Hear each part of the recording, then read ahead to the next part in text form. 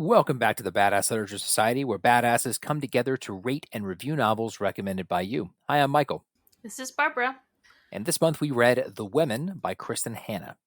Kristin Hannah is the award-winning and best-selling author of more than 20 novels, including the international blockbuster The Nightingale, which was named Goodreads' Best Historical Fiction Novel for 2015, and won the coveted People's Choice Award for Best Fiction in the same year. Her new novel, The Women, which is the one that we read, is about a young woman coming of age in the turbulent 1960s in America who joins the Army Nurse Corps and serves in Vietnam and was published on February 6th of 2024. Kristin is a former attorney, and she now lives in the Pacific Northwest. Barbara, would you like to talk about the book a little bit? So, like Michael said, this was originally published on February 6th of 2024. It's considered historical fiction or fiction. It is 471 pages. It currently has a 4.6 on Goodreads, a 4.8 on Barnes & Nobles, a 4.7 on Amazon, and a 4.9 on Audible. At the time of this recording, it has not been nominated for any awards since it literally just came out. And we think it's important for readers to know what, if any, representation is in the books we read. So for this book, there are minor POC characters, no LGBTQ plus characters, and major and minor characters with disabilities. All right, and since we are missing Lauren this month, I will give the back of the book before we jump in. An intimate portrait of coming of age in a dangerous time and an epic tale of a nation divided. Women can be heroes. When 20-year-old nursing student Frankie McGrath hears these words, it is a revelation.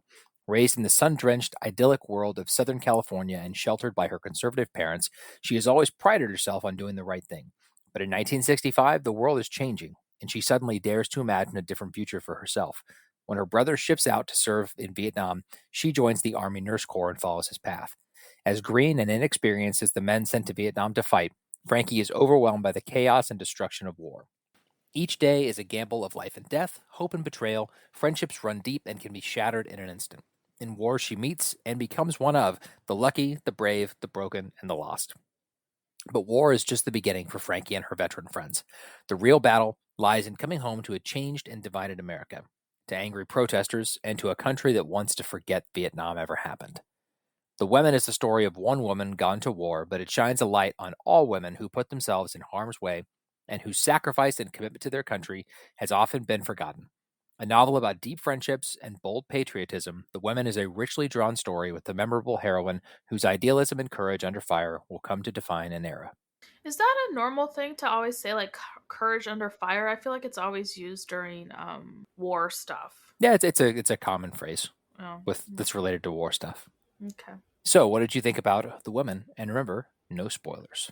Overall, I really enjoyed it. I think Frankie is a likable enough character. Like, yeah, she makes some dumb mistakes, but I enjoy characters who aren't perfect. I mean, this isn't a fantasy novel, so there's like no hero aspect of it, but she has a character arc, and it's really interesting to see. I liked most of the side characters. We won't talk about a particular person until later, who I am not a fan of. But I think overall I enjoyed the book. I wish there were some trigger warnings on this book because it has it. I mean, it's a book about war, so it's going to have death in it and some other stuff like PTSD and all that thing. So it definitely is a dark.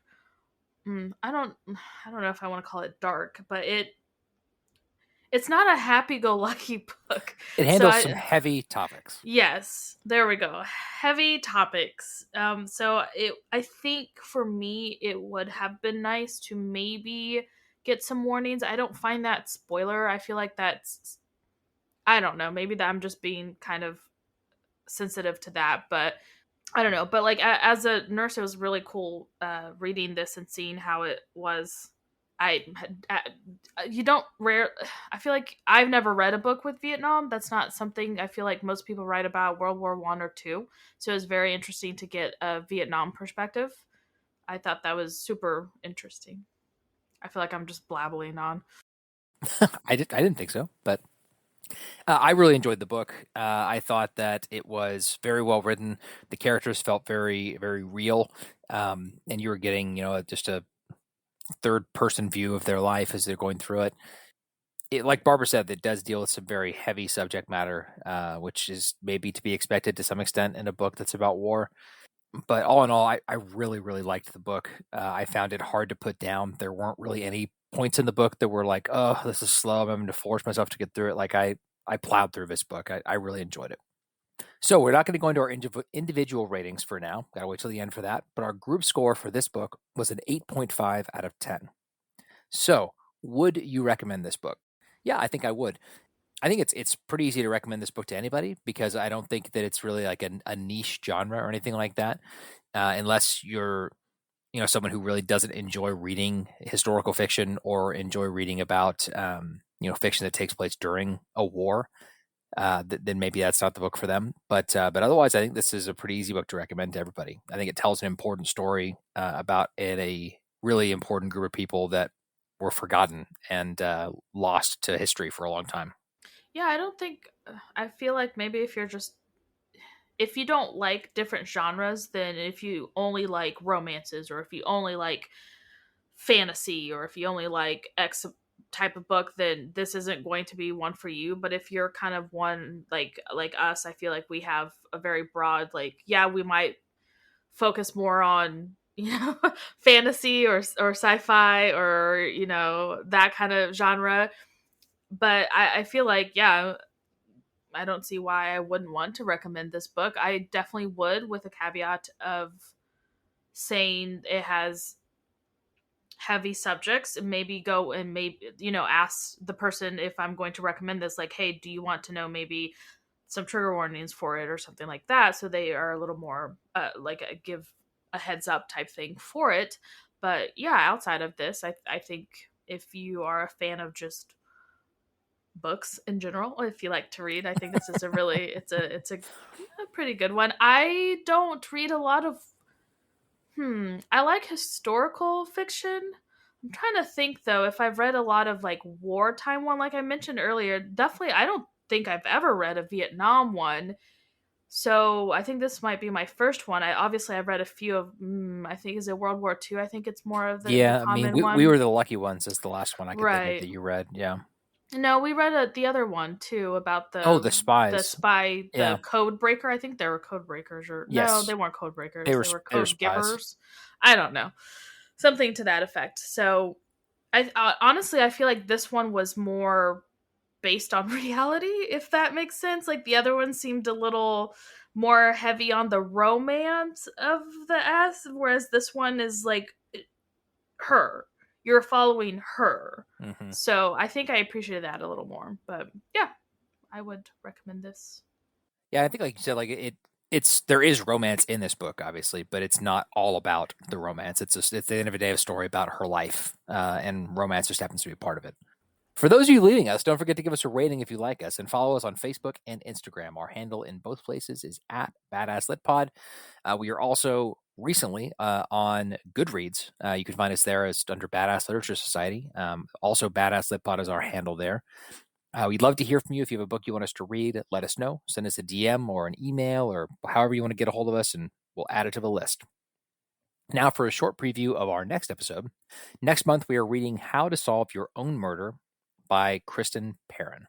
For fans of Knives Out and the Thursday Murder Club, enormously fun mystery about a woman who spends her entire life trying to prevent her foretold murder, only to be proven right 60 years later when she's found dead in her sprawling country estate.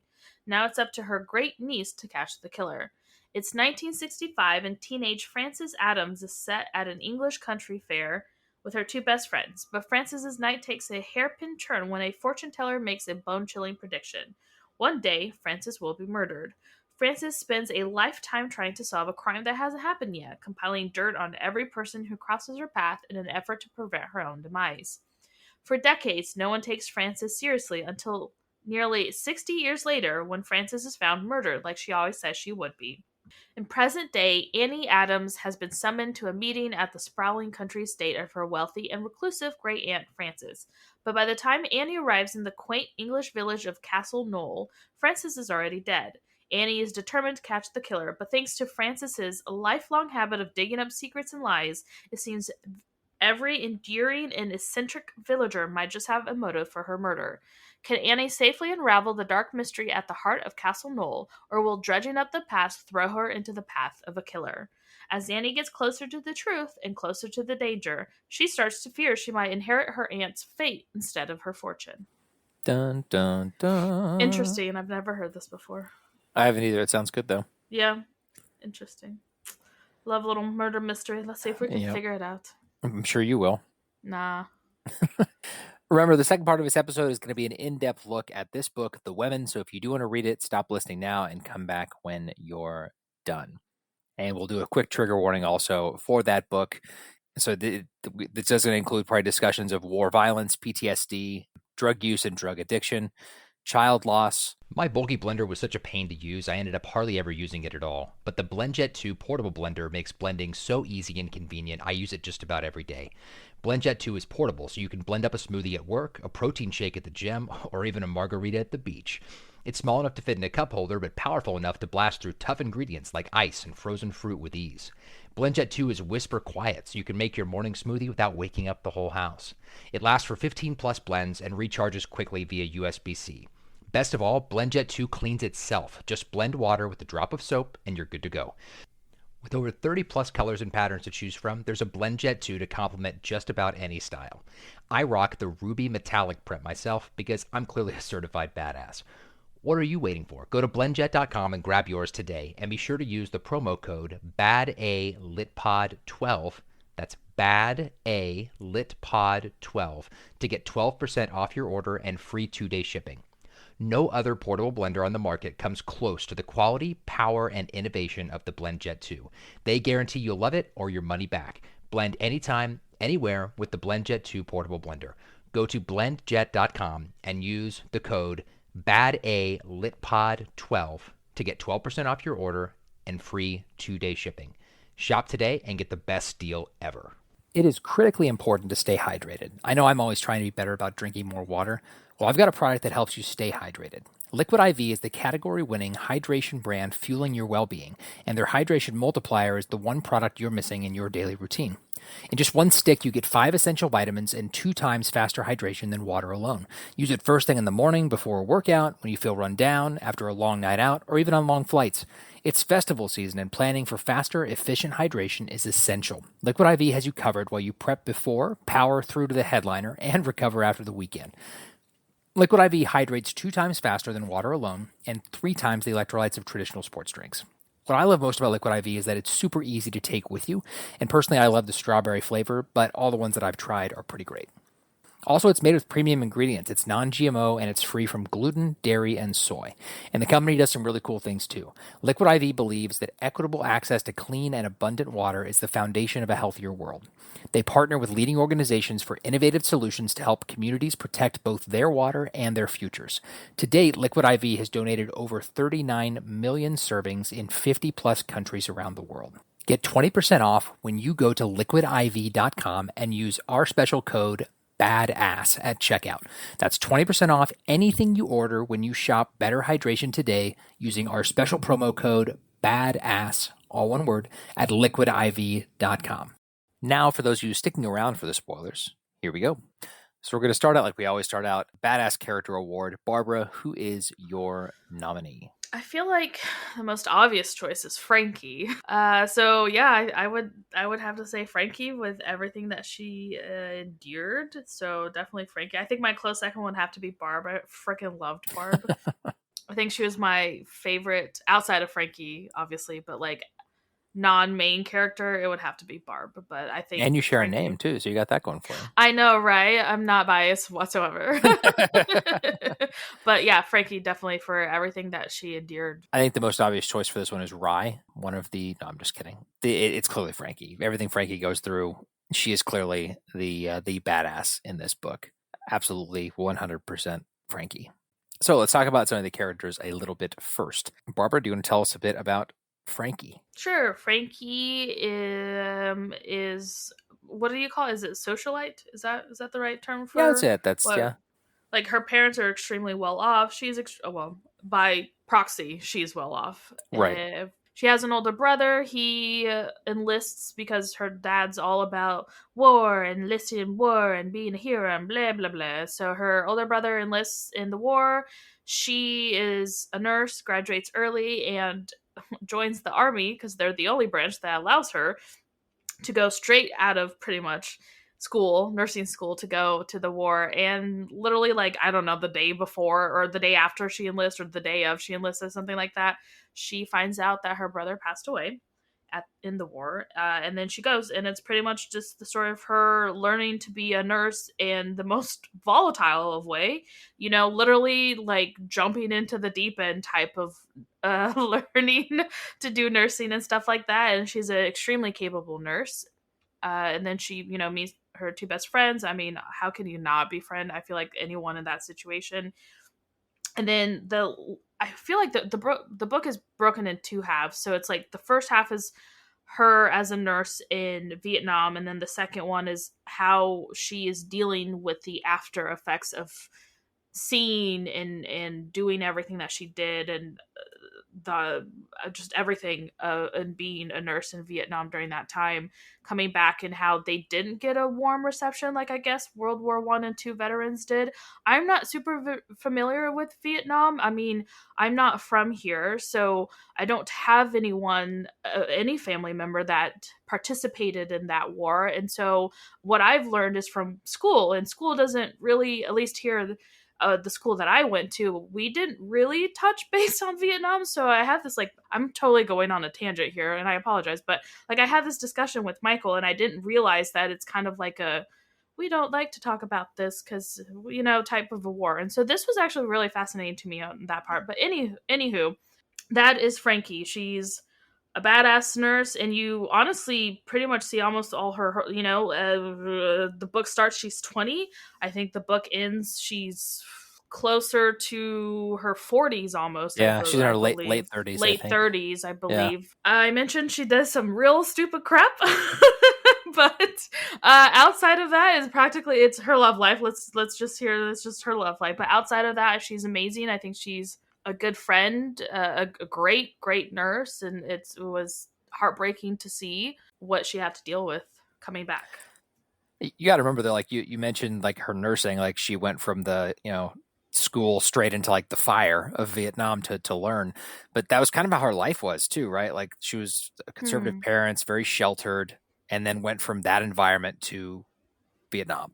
And so, well, there was a lot of like not just nursing but life that got thrown at her all at once that she'd never really been around. Yeah, because like she mentions that, like Barb is African American, and she like mentions that she had rarely seen, like in her nursing school there wasn't anyone and stuff like that. So yeah, she definitely came from a very sheltered upbringing because it's like high society, rich white people. Right. So our next character is Barb. Barb is one of the two nurses that Frankie meets when she first gets over to Vietnam and quickly becomes her best friend. She's the person that she served the longest with also, that was over there. Barb kind of took Frankie under her wing, showed her the ropes for both nursing and life, both in general and in Vietnam. Because when Frankie got over there, like she'd never drank alcohol, she'd never smoked cigarettes, she'd never like been with boys, like all of this stuff that like Barb and Ethel, who we'll talk about next, kind of like took her under the wing, and in some ways were like the devil and the angel on your shoulder a little bit, because Ethel's like this goody Christian girl, kind of like Frankie, and we're working with how Frankie grew up anyway. And then Barb is more of like the secular one who's like realistic, and like it was a very it was a good dynamic, I feel like, in their friend group. But that's a little bit about Barb. She was a nurse in Nam as well, and she only served one term. Only served one tour, and then when she got back, she joined the Veterans Against the Vietnam War. So she was part of that as well in the second half of the book. I think Frankie and Barb bonded because later Barb also loses her brother, and that's like when you lose someone, obviously a brother that you care so much about. Like, I feel like that really solidified their friendship more so than Ethel. Because Barb's brother served in Vietnam as well, but then he got killed by the police when he was a Correct. Black Panther. He joined the Black Panthers back home. Yeah, sure did. Yeah. You want to talk a little bit about Ethel? Yeah, Ethel is the other Charlie's Angel in the group. I think she's the first one, because like Barb was a little hesitant with Frankie, and then Ethel is the one who's like, oh come on, and kind of like was like, come into our friend group type thing. Which just goes to like the realistic thing. Like Barb was hesitant because they'd lost people that they cared about already, you know? Yeah. Ethel was a little bit older. She is on her second tour when Frankie is there. She is a good old country girl, I feel like she wants to be a vet, is from, I don't remember exactly where, but like the Midwest, right? Yeah, something like so. that. She joined because her fiance, I think they maybe fiance or boyfriend had joined, and unfortunately he passed away in Vietnam. And I out of the three of them, I feel like she was the one who integrated the easiest out of the three. Or at least we don't really get much of her, because I know when Frankie is in group therapy and doing all that, her and Barb actually talk about their experiences. With Ethel isn't there, so I guess I shouldn't put words in her mouth. I have no idea if she struggled and stuff like that, but we didn't get that side of her. We kind of, once she's out of Vietnam, we get little snippets of her whenever she reappears in Frankie's life, and a little bit of like writing letters to her, but it's mostly Barb and Frankie after the fact that we get more of than Ethel. It's frequently mentioned that Ethel would like to be there with Frankie as well, or with them, but she, unlike Barb and Frankie, Ethel got married quickly after she got back from war, and then she had, 2 or 3 kids by the end of the book? Just 2. Mm-hmm. So it was harder for her to get away. She was older. I don't know how old Barb was, but she was older. Like Frankie's 21 and Ethel was like 25, 26. It was Ethel's property that they went and stayed on, right? Correct. During Frankie's first big crisis, yeah. Yeah. Mm-hmm. Yeah, they went to her and her dad's farm and like built a little house within that farm and stuff, and like rode horses and did all the thing. That was all Ethel's. Yeah, that's what I was thinking. Yeah, but I think you're right. She was in the Midwest somewhere, and then Barb is from Chicago. Correct. Yep. All right, next characters are Frankie's parents, Connor McGrath and Bette McGrath. Pretty pivotal characters in the book, especially in the second half. They're obviously not in Vietnam, so they're not in the first half. But there's a lot of tension between Frankie and her parents. Frankie immediately, when she signed up, thought her dad was going to be so proud and over the moon because of his hero's wall, but he wasn't. He was ashamed of her for signing up, and she's a woman. She's a woman, and then the mom. The mom was very nice to Frankie. She was always there for her. Tried to kind of be a buffer between Frankie and her dad when those tensions started to boil up. And I think we'll talk some more about some stuff that happened later. But there was a lot going on with the parents, and they were very central figures in Frankie's life throughout the entire book. And it was also really cool to see, these characters also get their own individual arcs, where we saw like the evolution of like both mom and dad, especially dad. I feel like I was not a fan of the dad. No, I don't think anybody who reads this book was a fan of the dad. Even at the end. Until like the last chapter. I cried in the last chapter when... Oh, really? Yeah. I feel like that was a little... maybe I'm just a little too late, Dad. A little too late. Like it took the whole world... It was a little too late, but at least he got there, and I think that still mattered to Frankie. That's something. I guess that's... Okay, fine. It's something. I guess it's better than nothing. But we're talking about a man who had to like effectively had to get like his like society and like the fact that like he has a reputation and have that like that's just the thing. Beat out of him like that. This is more important. That's what I'm saying. But that's the thing. That's what bothers me most. It's not even the fact that he's a sexist piece of shit. It's the fact that it's because of his and their image to what they're trying to present to these little group of rich white people that he is ashamed of his own daughter and of what she did. Because according to her parents, I think her mom is better. She gets there faster, but I'll loop them both in. According to the parents, the ideal woman for them is like a little demure woman who just gets married and pops out babies and takes care of the house. And that is not Frankie, and he could not wrap his head around the fact that his daughter is a brave bitch and a badass. And he was all like, "Me, dishonor to the family." And I was like, okay, dude.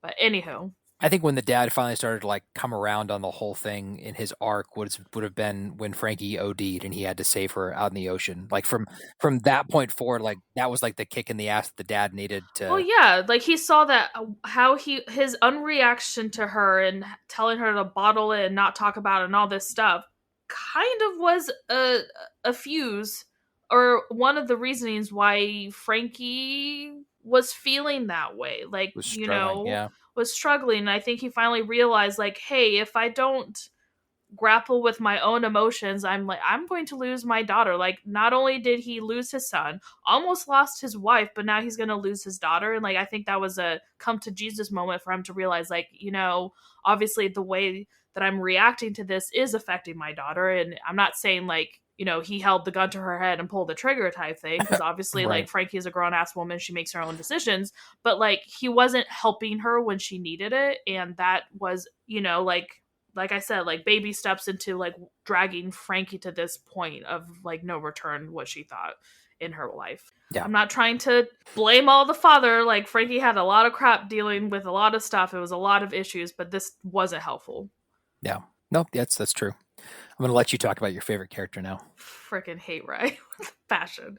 Gosh, do you really want like, okay, fine. Let's be in the middle, Barbara. Let's be neutral. Remember, Barbara, before you dive into this, that Rye was going through his own trauma as well. I don't care. Rye is Frankie's older brother's best friend in military school.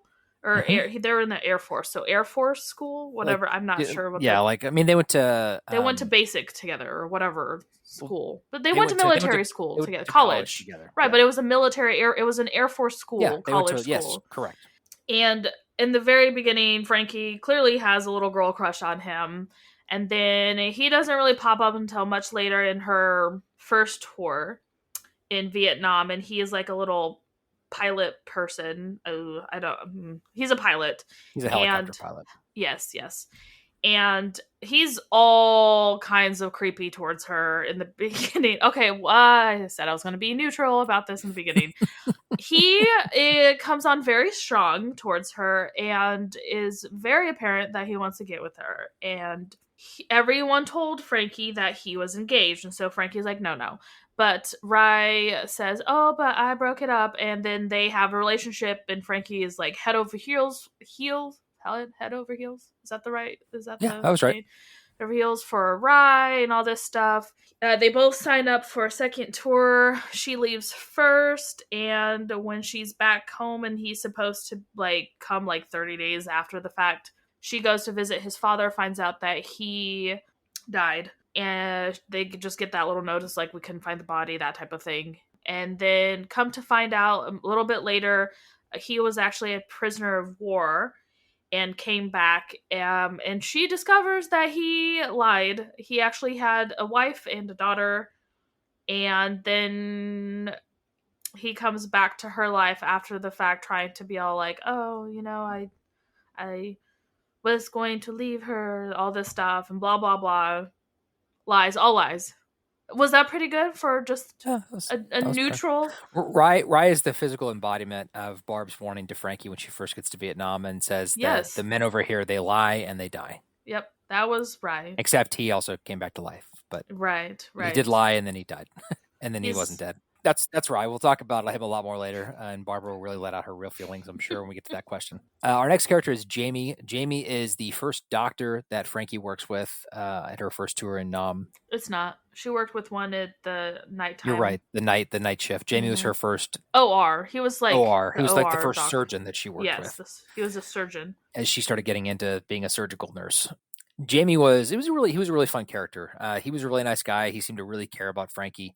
Unlike Rye, he didn't lie that he was married. He was upfront about that fact. He was clearly still interested in Frankie and still behaving the way some of the men that were there were behaving. But he unlike Rye, I think really meant it when he did obviously actually care about her, and I think he actually did plan to potentially like leave his wife to be with her if that was going to be an option. If that was ever laid out as a choice, I'm pretty sure he would have done that. Jamie does unfortunately he goes on leave with his family. And then as he's on a helicopter ride back to the hospital, they get shot down and Jamie dies at the beginning of the book. Well, at least we think he's dead for most of the book. Until literally like the last like 3 pages. She runs into him she looks for his name at the Vietnam War Memorial, and as she finds his name, he's standing there waiting for her, hoping to see her, and he survived. It was a POW as well. No, he wasn't. No, he wasn't? No, he just literally lost a leg, had like coded multiple times. I think he literally just got sent home. Oh, that's right. They got him to the hospital. Because when you think he dies, I mean, it's unknown whether he does or not, because correct. they take him to a bigger hospital to try to save him, and when they're lifting him up in the helicopter, he codes and she sees them kind of shaking their head like, no, we're not going to keep doing chest compressions, essentially. Yeah, because that was the last thing she saw was the medic on the helicopter scream shit and then start doing chest compressions. Right. Yeah. So she thinks that maybe, I don't know, like you don't know what happens to him. It assumed that he passed away.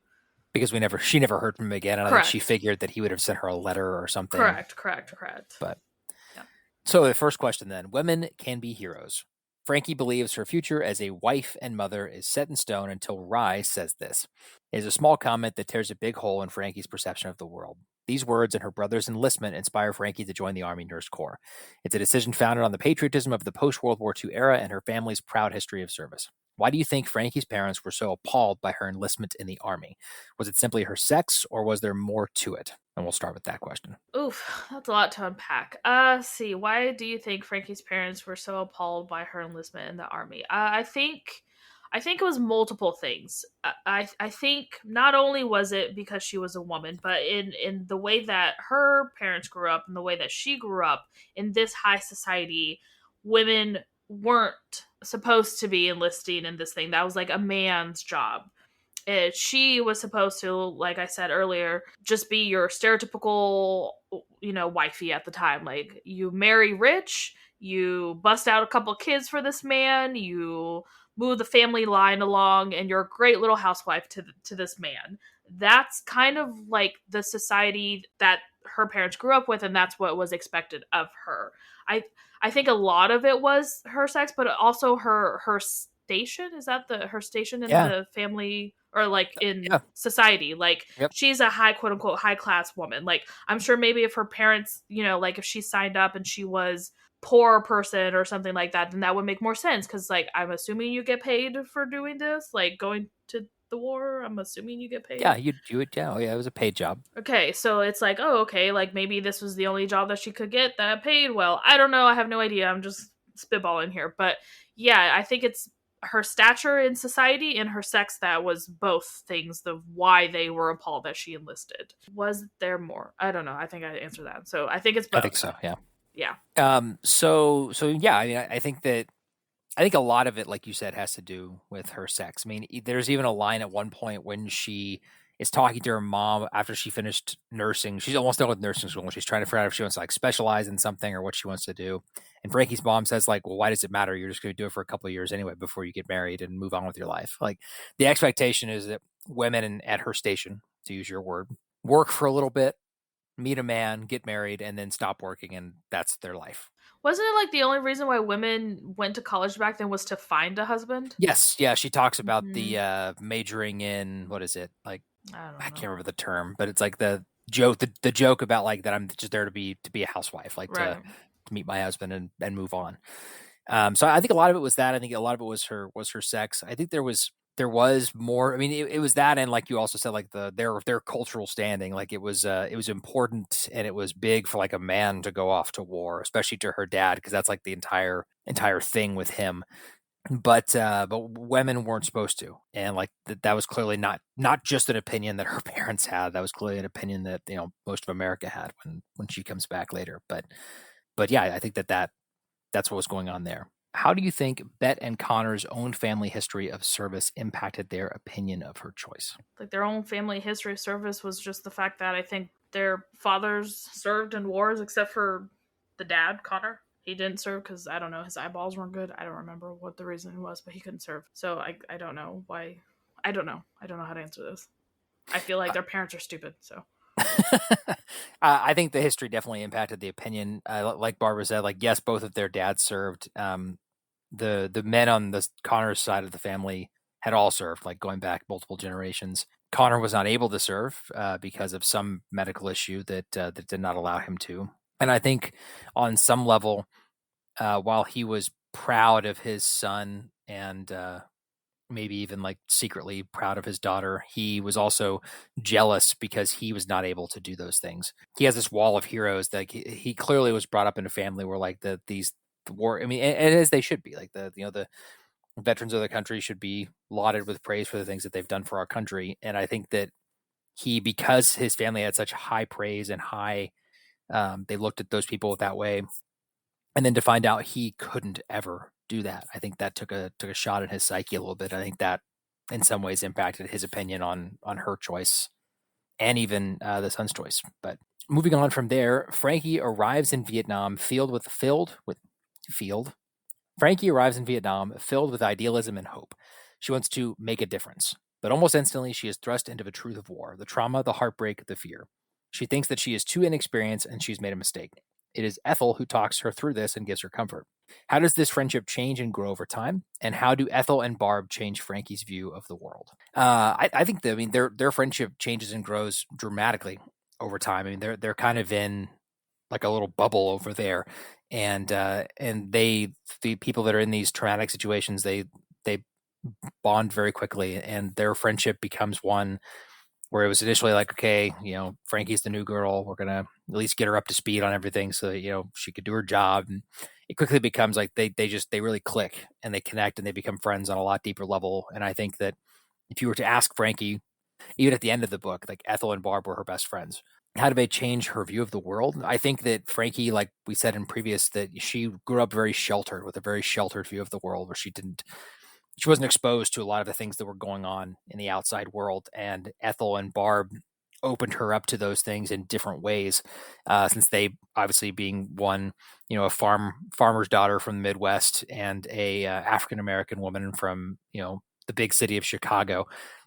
dramatically different cultural experiences. And they were able to really open up Frankie's eyes and allow her to see the world in a different way. Yeah, pretty much. I mean, how does their friendship change? I mean, it's trauma bonding at its finest, right? Like I feel like they supported and needed each other and were there for each other because the three of them were experiencing relatively the same thing, is seeing these young men putting their lives on the line and getting killed.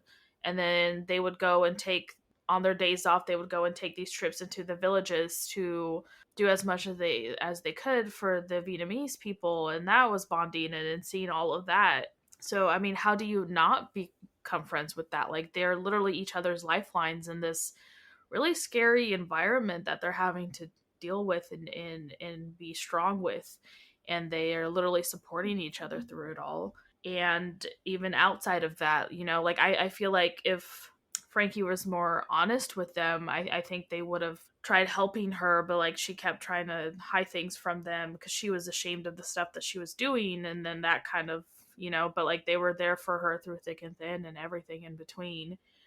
And obviously, how did they change her point of view in the world? Well, like we have already mentioned, like, she was sheltered, and they kind of, think, broaden her horizons to see, like, the world is a beautiful and terrible thing both, and it can be both, and you can love it and hate it at the same time. You can love and hate the war. You can be proud that you served, but hate that the government put them through this and that they were lying to people back home and all this other stuff. Like, both things can be true, and I think they both helped her realize that and really help shape to be who she ended up being. And I think it's a beautiful friendship. I absolutely love the friendship. I think that was my favorite part, outside of obviously like everything else that Frankie goes through, like her nursing and that. Like, we're talking about relationships, and my favorite part was her relationship with her friends. It was very beautiful, and awesome to read stuff like this. They just had love for each other. That's beautiful and amazing. Yeah, I agree with everything that you said. And I just wanted to touch on it because I forgot to. I didn't know that the nurses that were over there on their days off like went and treated the local Vietnamese population. Like that's what they did when they had time off from their jobs, Army nurses. And I thought that was really cool. All right, next question. During her tour of duty, Frankie evolves from sheltered young woman into hardened combat nurse. As wounded fled into the hospital, she begins to question the American government's involvement in this war. She sees the truth behind the lies that are being told in the media and at home. The Vietnam generation was fueled by dreams and lost on the battlefield. How did the political climate change the war, and how did disillusionment with the government change Americans' minds? I mean, are we talking about like in the book or in general? Because I couldn't tell you in general. I have no idea. I mean, All I know is literally talking from the about book. both. So you go from the book, and I'll talk about it in general. I mean, I feel like I've kind of already touched base a little bit on this. That like they were clearly being lied to throughout. I don't know how long the war was, but when Frankie was there, it was pretty much after she got back. I want to say like a year after she got back or something was when they finally like, oh yeah, like we're losing, by the way, and a lot of people are dying, and we lied about all those numbers because before they weren't even saying that people were dying or their soldiers were dying. And I feel like it was one of those things where like before in World War I and II, it was like a great thing to sign up and serve your country and all this stuff. And I feel like maybe, I don't know if I'm wrong, but Vietnam was kind of like a bad taste in the mouth in the sense like they were like, hoo-ha, let's do this. Like we're going to fight evil and crime and blah, blah, blah, blah. And then they get there and they're like, oh my God, what is happening? That is not what's happening. Like we're attacking innocent people. There's some crap going on, like what is going on. And then that whole pivotal moment like that they heard in the book, like people were against the soldiers that were coming back home who served. People were spitting at them. They were claiming they were baby killers and all this stuff. And obviously someone who's there and seeing, she was a nurse, so she wasn't out there and seeing what was going on. She was just seeing the after effects. So it's like what is true, what is wrong, like what is going on. How did the political climate change the war? I mean, obviously even the soldiers had an issue with this if they were going against the government. And it's not picketing, it is silent walking. What is protest? Like they were protesting this. Like clearly even the soldiers had a problem with this. Like they saw like this is not cool what you guys made us do, what you signed, like you lied to us. So it, yeah, like I think that's kind of maybe the start of all that. Like the people actually banding together against the government and saying like what you guys did was wrong. Yeah, I think that's what you put it together was fantastic. I think that it was set up as this thing like we're gonna go over there and beat communism, and then for the longest time, like the nurses are seeing like there's all these casualties and injuries and stuff like that. But the message back home, like number one, the media wasn't allowed to go to Vietnam except for in like very strictly controlled places, and so the story that was being told in the newspapers and in the media in America was that we're winning this war and we're doing great. Everything's fantastic. We're sticking it to the North Vietnamese. And, once journalists started getting out and the story started to get told that, not only are we attacking, these villages and towns full of civilians, but we're attacking targets in South Vietnam, which is the people that we supposedly went over there to help. And so it just became this whole thing. And, I think that this book did a really good job at showing the kind of like the progression of the attitude towards that, from being like hoorah at the beginning, to being like, why are we here? And the protests, and then unfortunately being angry at the veterans coming home, and then eventually coming full circle to, the end of the book with the Vietnam memorial going up and giving those veterans the acknowledgement that they deserved in the first place. But I think that this book did a really good job of telling that entire story as far as like how the political climate and the American mindset directly affected each other and changed throughout the course of the war in the book. Next question. There were no women in Vietnam. That's a quote Frankie hears constantly when she gets back home. When Frankie returns stateside, she encounters people who refuse to take her service and her experiences seriously and ignore her requests for help. Today, women continue to fight for their health rights against a medical system that fails to actively listen and address women's health concerns. Have you ever felt dismissed by a doctor or a hospital when discussing your health? And do you think gender plays a role in how doctors treat their patients? So I don't feel like I'm the right person to be answering this first as a white man, but I will. I don't think that I've ever been dismissed by a doctor or a hospital when discussing my health. I've never had that experience, and I recognize the privilege of being able to say that, and that I am privileged in having that be my experience. As far as the second question, do I think gender plays a role in how? Yeah, absolutely. Have you ever read a history book like about like what has happened in the past and what is still happening today? I mean, you could go with like the craziest examples of how like men were getting their wives thrown in insane asylums for what was it? Just it was mania. Is that what they called it? Hysteria. Hysteria, because they were just they were being bitches in their minds effectively, and they Or wanted they to were like on not their deal with that period. anymore. Or They they didn't want to deal wanted with to, it. they didn't want, they wanted to marry another woman, and so they Yeah, would lock them up. for hysteria, whatever that means. And obviously, you mean like the question said, like women are still fighting for healthcare and equal rights in some ways in a medical system today. I'm going to let you take the reins on this one. I feel like. So I could do a whole TED talk about this as someone who was in the medical field for a hot second and done all that. Like, you learn the beauty of all this is you learn that all these numbers that we're supposed to be learning, all these health stuff, it's all based on white men. It's not even just men, white men. They do not take account for gender or race when we're looking at these stats and we're doing all this, because everyone is going to they our medical ideas and all this stuff is based on that. And so unfortunately, like, numbers are going to be different for different populations, for gender, for race. It's just completely different, and unfortunately it's based off the white male experience. And so yeah, it's going to be completely different. It's archaic in how we still see it to this day. Like, women's pain tolerance and all this stuff is completely different. Like, you hear women going to the doctor and saying this is happening, and they'll say, oh, deal with it, all this stuff. Like, to this day, putting an IUD, you don't get like a pain shot or anything like that for it. Like, if just Google how that's done and you're going to be horrified.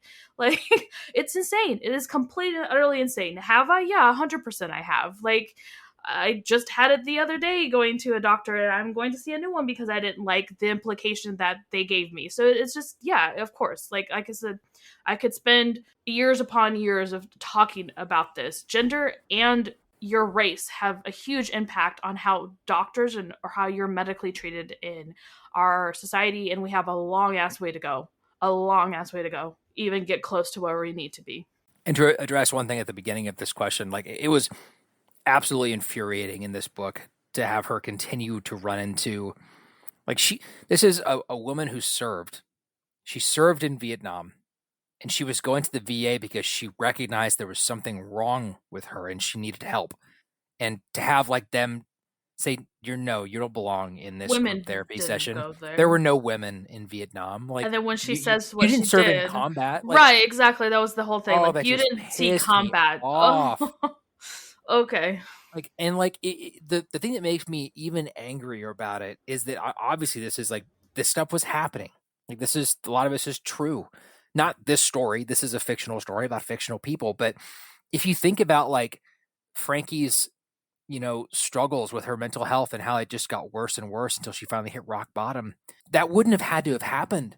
Like, she sought help way before a lot of like the worst things happened to her. And if like that system had been there the way it was supposed to be to support her, then she might have had a different story. I mean, mental health was fairly new back then, and so they were Right, dealing with that. yeah. And so then it's like, okay, well, what are we gonna do? White men. Let's figure it out for them first. No, it was all men. They're helping all the men. I don't, Remember Michael. that group I don't possession think was so. a black guy that told her to leave. I don't know about that. I still think even as a black soldier, they are probably still not taken as seriously if you were a white soldier. I'm just gonna say that. No, but what I'm saying is that but as a black sure. soldier, So, they were like, taken if we're more gonna seriously have like than a white little woman. like tier of people, it's gonna be like white men, black men. I don't know if there were. I'm assuming there were Hispanic and Latin men yes. serving. So like black and Hispanic were on the same tier, and then like white women. Yeah. So it's like, yeah, no, still below, but still. And speaking of that, clearly, Frankie suffers from PTSD after the war. At that time, there was very little understanding of the effects of PTSD, and both the military and the medical community dismissed the notion that a woman could suffer from the effects of war. Frankie herself even starts to believe that she, quote unquote, wasn't in combat.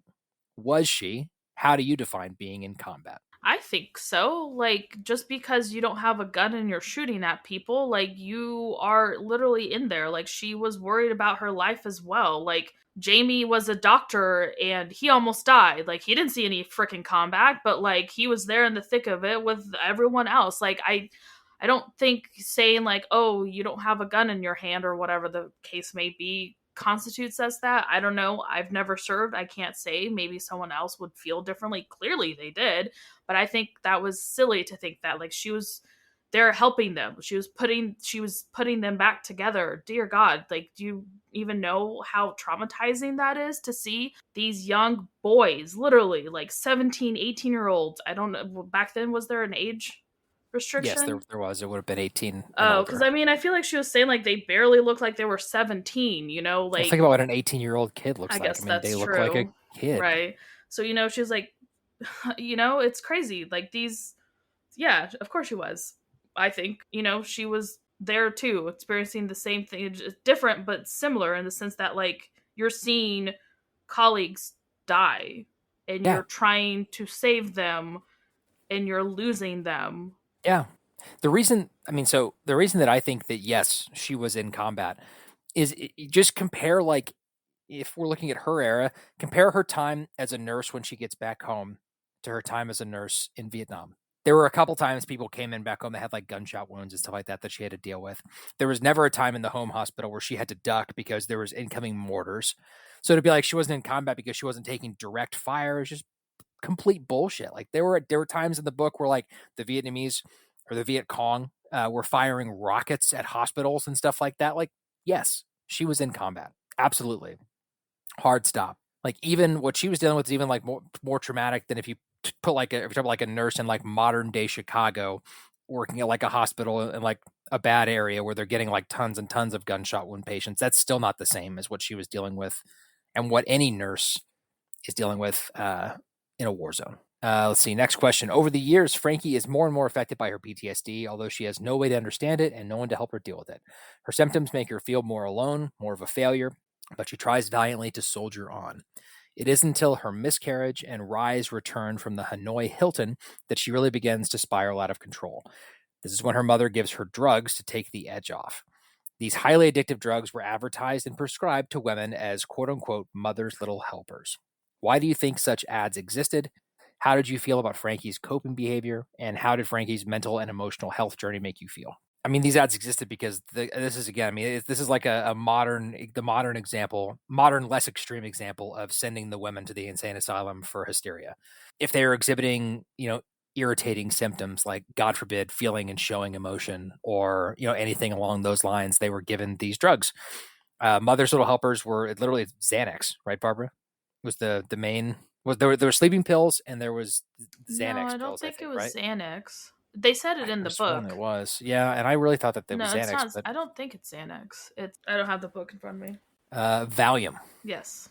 Valium. Mother's Little Helper is a nickname for the drug diazepam or Valium. Yes. So yeah, I mean, the ads existed because they were trying to get women to take these drugs and be less. I mean, really be less hysterical. To say it's not the same thing as hysteria. I mean, the only difference is they're not being locked up in an asylum, but they're still trying to like be quiet, be calm, go back to your, go back to cleaning the dishes. We don't want to hear about your thoughts and feelings. So that's why those ads existed.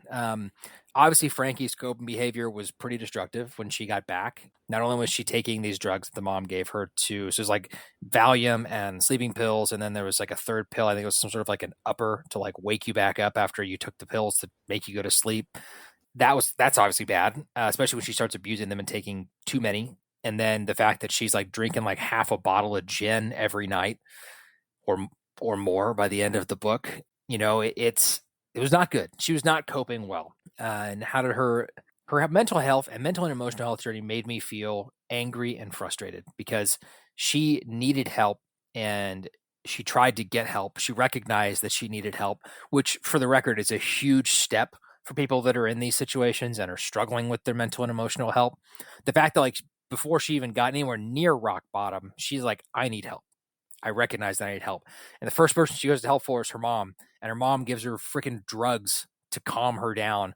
Like I get that it's like looking at that era with the modern lens, but it made me frustrated because there should have been something or someone beyond her friends, which were incredible and an amazing resource for her and helped her so much.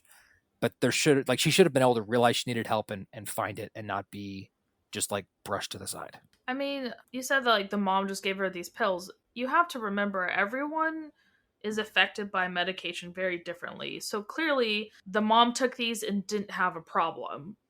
True. In her mind, they were helping her, right? Right. Yeah. So that's the problem. Like you can't just be like, oh well, I mean, the mom was helping in the only way she knew how was probably her dad, good old Connor there, was like, here you go, bitch. Take some little helpers here for your crap that you have to deal with. I don't want to hear about it. And the mom did, and it helped her and she didn't abuse it. Whereas poor Frankie apparently, obviously did. So you can't just be like, oh, it's one of those things where like I can take something and not be affected by it, and you can take something and be affected by it, or I can take something and have a huge issue with it, whereas you don't. So it's just one of those things you just don't know how you can or how it will affect you until you start taking it.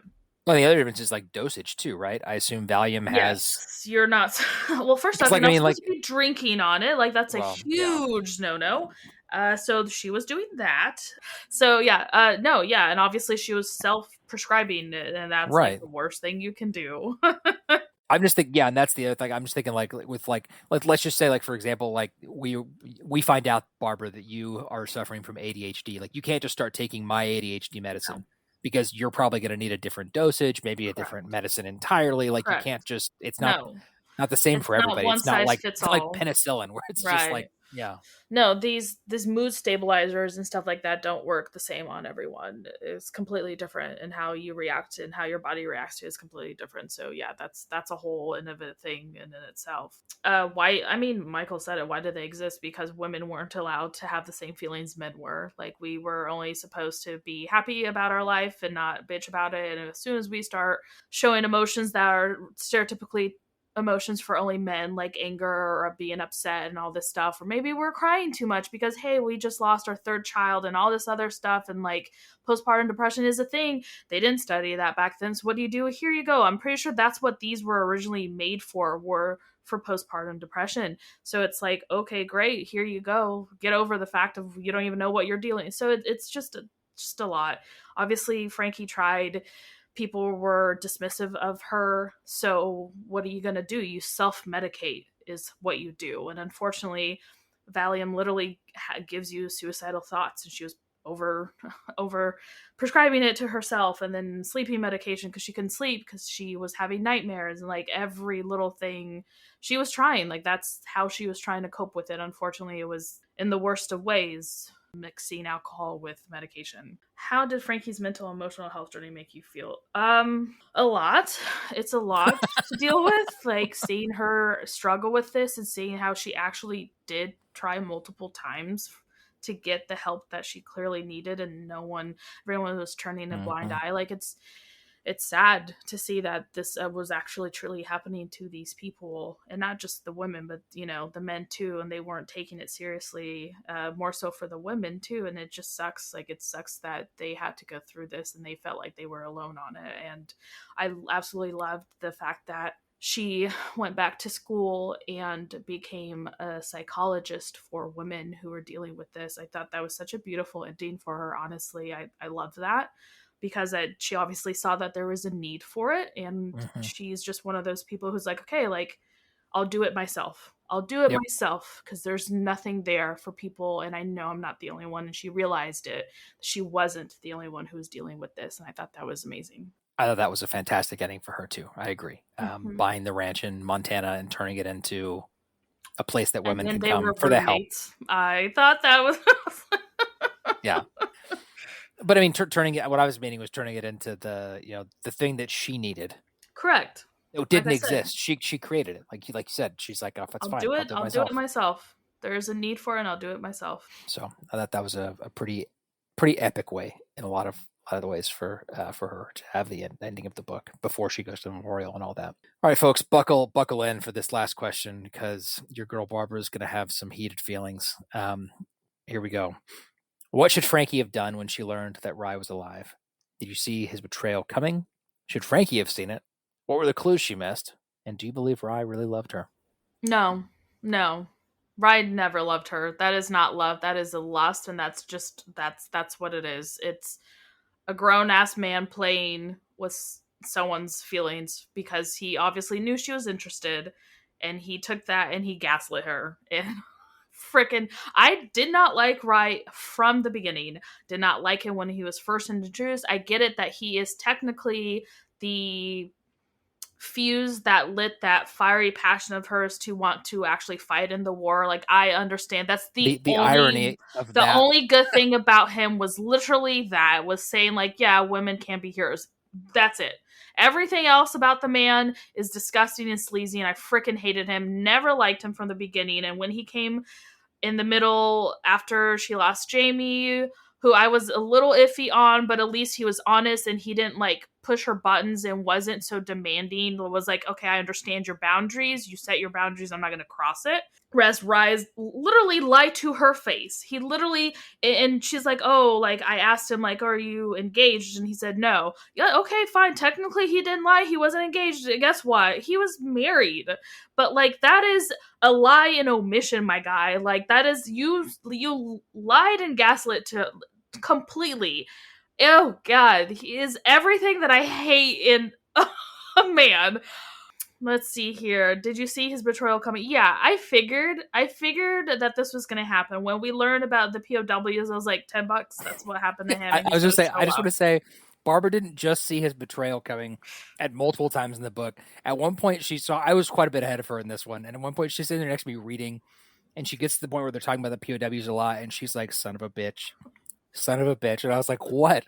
And she's like, this mother effer isn't dead. He's going to come back as a prisoner of war and wreck her life again. I was going to say, he's going to come back. He's going to be a POW. He's going to come back and he's going to be married and with children and a whole freaking family. And he had lied about the whole thing. Guess what? That's what happened. Nail that one. And then he proceeds to keep lying to her about it. And should she have seen it? I don't know, man. Probably not. Like, she was in a bad place, and she wanted it to be true. I mean, it's not even that. Like, the issue is what happened with Jamie. I feel like if that hadn't happened with Jamie, I don't think she would have been like, yes, YOLO. You know, like, literally, you know, I'm here. I haven't experienced anything. I'm treating all these people. I just lost the person that I loved. I never told him because I was being silly, and he was married, and I was like, oh, I had him on my standard. She threw her standards out in the wind and said, screw it, I'm gonna screw him. And that's what happened. And then she, like, I don't know, I feel like he was in the wrong. She didn't do anything wrong. The issue is she just kept going back to someone who was showing her all of his cards, was clearly lying to her, literally had another child in the way. And then he had the audacity when she finally, like, every single time that she put boundaries and said no, he gaslit her and he lied to her. Me and marry me. And he does that crap because he knew that was it's just pulling her right back into where he wants her. Like, he wants his cake and he wants to eat it too. Like, you're a trash of a human person, Rye. That's how I feel about you. Well, that's why I saved this question for last. So I do just want to point out, I mean, in some ways, Rye had a pretty epic character arc because he really is just no, hold on, shitty to shittier. I was going to say the irony of being the person who sparked her fuse, flared her fuse in the middle, and then is the same one who stomped on it and, you know, doused it at the end. When Frankie learned Rye was alive, I think she should have done the thing that she did, because when she learned he was alive, she didn't learn. It's not like the announcement was, Rye is alive. Newsflash, he also has kids and a wife. Like, she finds out he's alive and he's coming home, and then she goes, what else was she going to do? It's not like she was going to see the love of her life, turns out he's alive, and then not go try to see him. What she should have done is, after she showed up that day and saw him run to his wife and daughter, right? Yeah. Yes, daughter. She should have been like, okay, cool, this asshole lied to me. And yeah, she needs to go deal with that. And like, that's obviously not just something she can just turn off. But at that point, she should have just let it go. and moved on with her life. Yeah, And but never, he didn't. He didn't let it go. he Didn't didn't. let her And go. he's the one that showed up like to He try knew how to to play see her like a and fiddle, dude. Like, he that's did. the issue. Like, she tried. What she should have done was confronted him, yelled at him, slapped him, punched him in the face, kicked his good knee, kicked his bad knee, told him to F off, all of the things, and then just be done with him. That's what she should have done. But I understand. Love is love, and you do stupid things for idiots. So The only thing in this question that I disagree with Barbara on is I do think as horrible of a human being as Rye was and all the messed up things that he did, I think on some level I think he actually did love Frankie. no, that's not love, Michael. That is an abusive love. That is not true love. That is not the kind of love The that you question is, should. does he have true love? It doesn't matter. That's love in period. Like, that's a toxic kind of love. And this is the issue in our society today, is that we see this type of love, quote unquote, and we dismiss it and say, oh, well, it's okay because no, it does not matter how abused you were. It does not matter what you've gone through. You do not do that to other people, period. I don't, It's true. like, if you claim that you love someone and you do this to them, that is a toxic kind of love, and I do not at all condone that type of thing. And saying like, oh, well, I do feel like he truly, in his creepy little way, sure, okay, fine, but that isn't actually love. That is obsession, and that is lust, and that's nothing. That is the complete other opposite of what love is. I stand by that. I agree.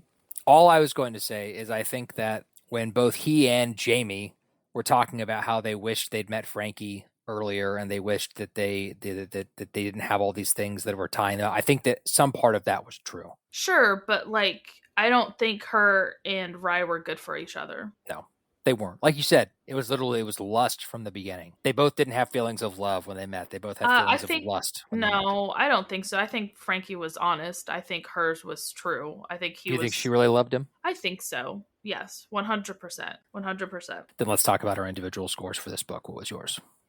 8.25. I really liked the overall story, the Vietnam stuff, the nursing aspect of it, the plight of women and the soldiers in general, all that stuff. I was not a fan of the love aspect. I hated Rye. I get it. It's part of the whole thing, but I feel like it was a little too predictable, a little too overdone if you ask me. But if you remove that from me, I would have been fine with the whole Jamie thing, but I get it. Like, Rye was the catalyst for all this other crap, but I feel like she already went through it.